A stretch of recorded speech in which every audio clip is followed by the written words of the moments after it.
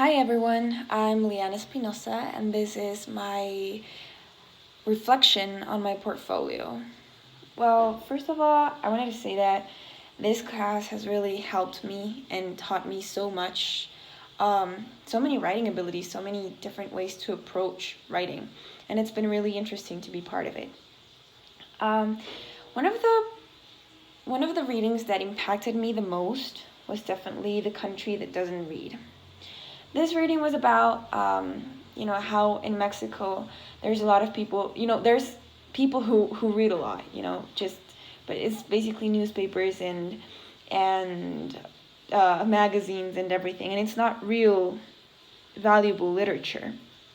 And it said that in Mexico, many people don't read because, in schools, they don't teach them to read things they like. They just include things in the syllabus that no one really cares about. So this is something that doesn't happen just in Mexico. I think that it's also talking about Latin America in general, because it's something that I've seen in these schools as well here in Ecuador.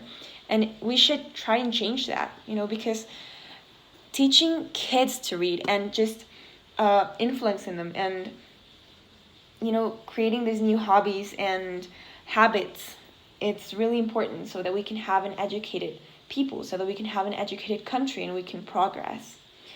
Then, if I had had more time to revise and to go through my essays, I definitely would have done a fourth draft, because when I was correcting my second drafts and writing the third ones, I definitely did realize a lot of mistakes I had made. So maybe having a fourth draft and just really deeply revising them would help me to have not almost perfect, but better job.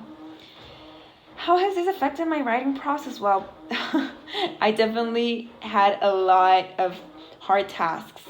The restaurant review and the literacy narrative were very challenging, but it was a really interesting approach and it was a really interesting task for me to do. It did make me go nuts for a bit, but totally worth it. And then I would say that my strongest compositions are both of them, the literacy narrative and the restaurant review. Because I am more a person of novels than textbooks. I love description. I love telling a story, and especially with a literacy narrative, I could tell my story and I could, just have a plot and have it all resolve. And it was interesting to have this, after writing the summary and everything. That's just this specifically academic paper.